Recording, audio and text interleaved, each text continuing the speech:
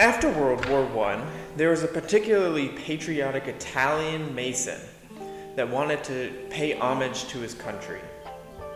So instead of doing anything with masonry, he decided to make a dish, a signature Italian dish. He wanted to incorporate the three colors of the Italian flag, red, white, and green, as well as use quintessential Italian ingredients. So he put together basil, tomatoes, and mozzarella, and with a little bit of olive oil, made the first Caprese salad. Now, despite its conception in 1920, it didn't gain fame until 30 years later. But the first time the Caprese salad showed up in printed form was at the Hotel Kissisana in Capri, Italy in the 1920s. Despite the modicum of localized fame because of the printed menu of Hotel Kissisana, which featured the Caprese salad, it didn't gain fame until an outsider tried it for the first time. In the 1950s in Egypt, there was a king named Farouk I. He was not particularly well liked, and in a coup he was forced to abdicate the throne and flee to Italy. He ended up settling down in Capri. One fateful day, he asked one of his servants to fetch him a snack. Now his servant went off to the kitchens and came back with a Caprese salad. Basically the ingredients of a Caprese put between two pieces of bread. King Farouk, or just Farouk, liked the Caprese sandwich so much that he asked for it over and over. And because of how he raved about this delicious invention that is so simple, it became more and more popular. In the late 1950s, some Italian patriots wanted to make the dish even more Italian, and they substituted pasteurized cow's milk for Italian buffalo milk, making it buffalo de mozzarella. Now, for the American audience, I just want to say that an Italian buffalo is different than an American buffalo, also more commonly known as a bison. Please do not go and try to milk a bison. But with what might seem to be just a minor tweak, the Caprese status soared, and people were coming from across Italy and even other parts of Europe to come to Capri, in particular Hotel Kissisana, and try a Caprese salad. In no time, it started to show up in trattorias and alimentaries throughout Italy, and after that, throughout the world. Caprese salads are so simple. Mozzarella, tomato, basils, and olive oil. That is what makes them so good. They are simple, they are beautiful, and everyone should try it at least once. I don't even like tomatoes, and I will smash a Caprese salad. So, let's get into the recipe.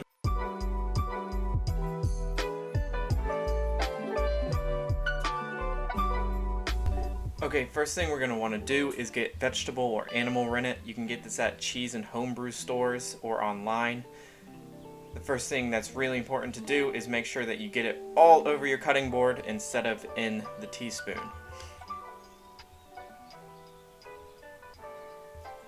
So we're measuring out 1/4 teaspoon, doing it correctly this time.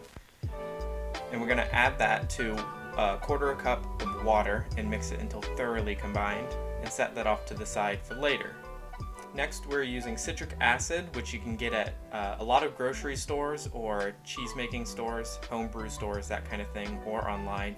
We're measuring out 1.5 teaspoons into a large bowl and mixing that with 1 cup of warm water until thoroughly combined. Make sure that all of it is completely dissolved.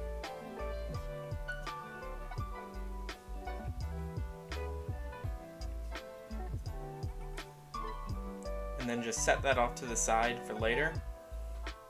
So now we're just getting a large stock pot, and we're adding our citric acid mixed with water to the bottom of that.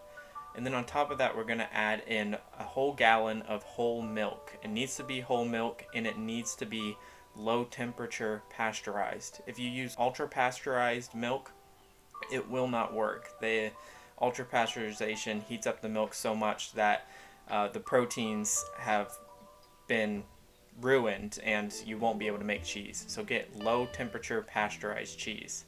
And now we're just going on a very low heat, medium low, and we are stirring it constantly to mix in the citric acid and bring it up to 90 degrees Fahrenheit.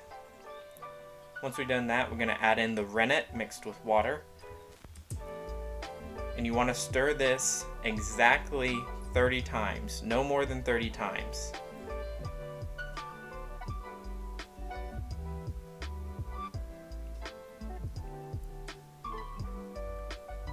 Once you've stirred it about 25 to 30 times, you'll start to see the curd settling up on the top.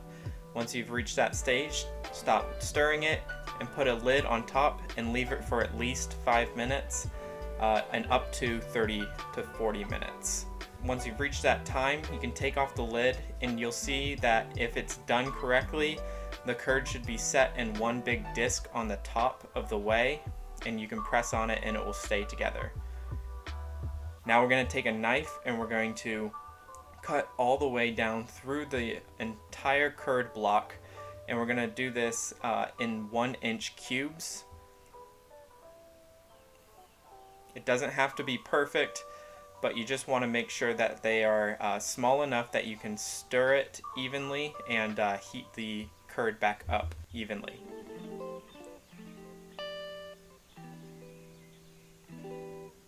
So as you can see, it's not particularly pretty. That's okay, not a big deal. So now we're going to go on medium-low heat again, and we're going to stir very gently. You don't want to break up the curd too much. We're going to heat it up to 105 degrees, no higher than 110 degrees.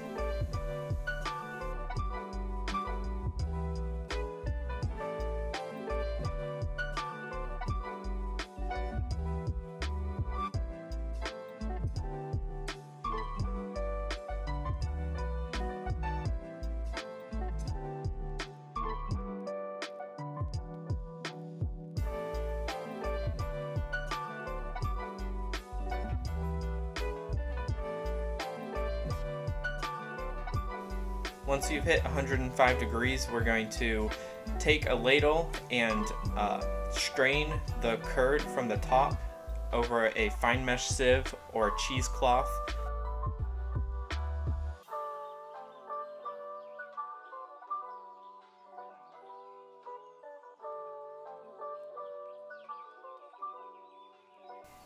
I'm going to use a skimmer just to take off the top little bit of curd.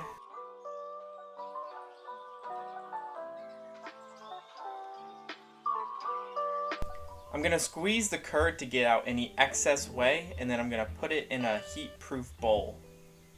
Now you'll want to divide the remaining liquid whey into 2 halves. Save 1 half in a container or large bowl for later, and heat up the other half to 185 degrees in a pot.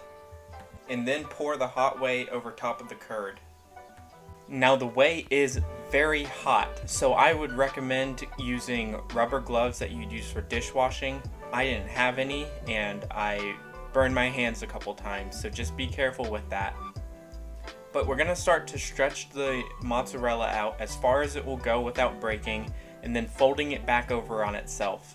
You want to do this about 5 to 6 times, or until the mozzarella starts to look smooth and elastic. If you do it too much though, you risk making a chewy, tough mozzarella, and nobody wants that.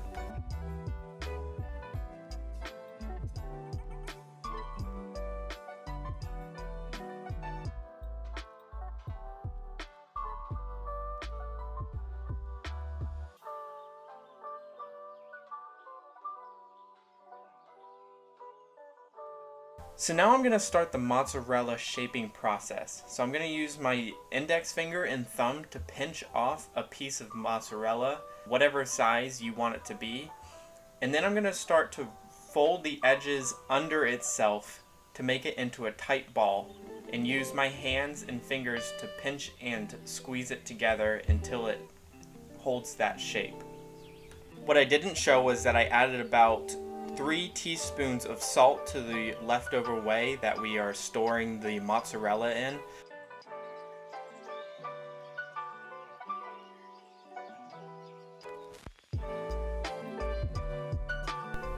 And now is the moment we've all been waiting for. It's time to make your very own homemade caprese. cut up some heirloom tomatoes.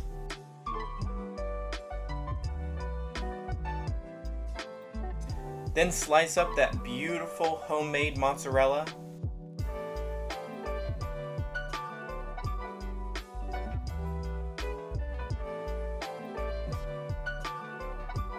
Layer it however you like.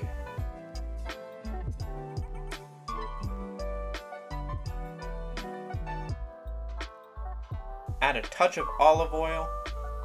I'm going to add a bit of homemade balsamic glaze. You can also buy this or just put balsamic vinegar in a pan and reduce it by half of its volume.